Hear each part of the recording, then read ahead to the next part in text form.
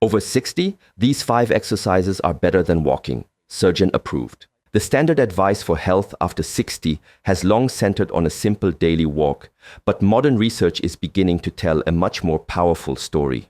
While walking is undoubtedly better than a sedentary lifestyle, new findings suggest it may not be enough to combat the specific physiological declines that come with age. A significant 2024 study followed thousands of adults over 60 and revealed that those who traded their traditional walking routines for 5 targeted movements saw a staggering increase in strength and a massive reduction in injury risk. This shift represents a fundamental change in how we perceive longevity and physical capability in our later years.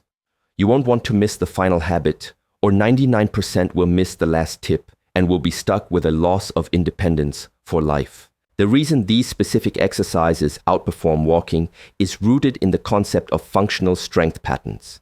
As the body matures, the primary risks to health are not just cardiovascular.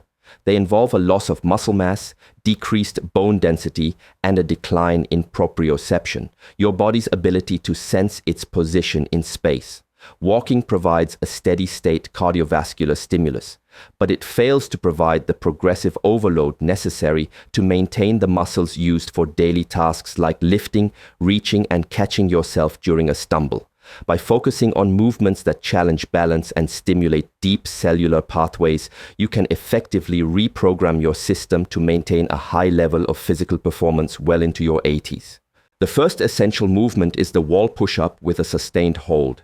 This exercise is designed to combat the natural loss of upper body strength, which can decline by about 3% every year after age 60. Maintaining strength in the chest, shoulders, and arms is vital for tasks as simple as carrying groceries or opening heavy doors. To perform this, stand at arm's length from a wall with your palms flat at shoulder height. Slowly lean in until your nose nearly touches the surface, then hold that position for 3 to 5 seconds.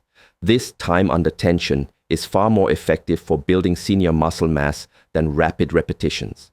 It also improves reaction time, a critical factor in preventing the devastating falls that often lead to a loss of mobility. Transitioning to the lower body, seated leg lifts with resistance serve as a powerful tool for maintaining what doctors call the 6th vital sign, walking speed.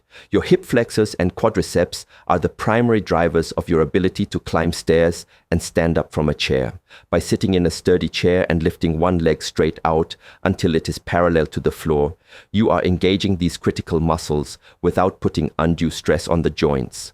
Holding the position for 2 seconds and then slowly lowering it back down, ideally with a light ankle weight, forces each side of your body to work independently. This unilateral training addresses the muscle imbalances that naturally develop over time and directly improves your stability and power. The third pillar of this surgeon-approved routine is the standing heel raise with a balance challenge. Calf strength is often the single best predictor of whether an individual will maintain their independence in the coming decades. Your calf muscles act as a peripheral heart, helping to pump blood from the lower extremities back up to the core. To execute this, stand behind a chair for light support and rise onto your toes. At the peak of the movement, try to balance for 3 seconds while looking straight ahead. This specifically targets the vestibular system in the inner ear, which governs balance.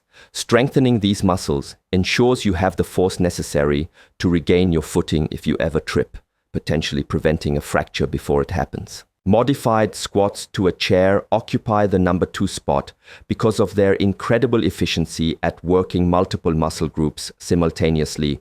The sit-to-stand motion is a fundamental human movement that is often the first ability lost during the aging process.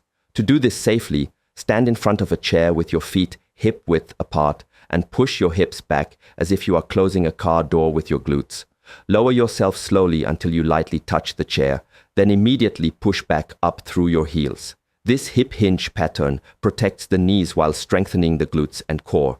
Research shows that maintaining power in this movement can significantly increase life expectancy and keep the motor cortex of the brain actively wired for healthy movement. Finally, we arrive at the bird dog hold progressions, an exercise that has been linked to a 42% increase in lifespan markers.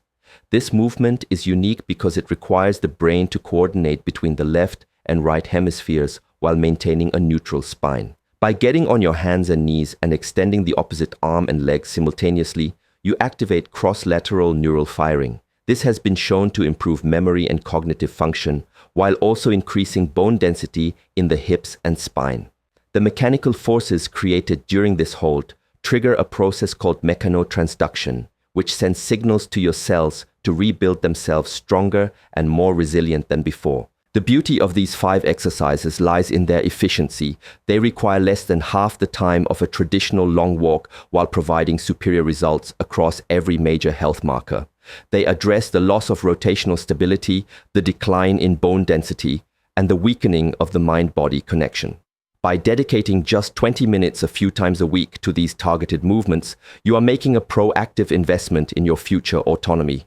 It is never too late to begin, as the body maintains its ability to adapt and grow stronger throughout its entire life.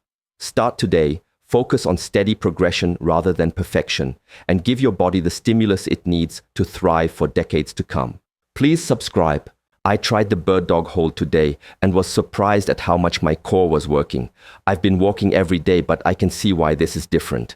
What tips are you all planning to start doing today?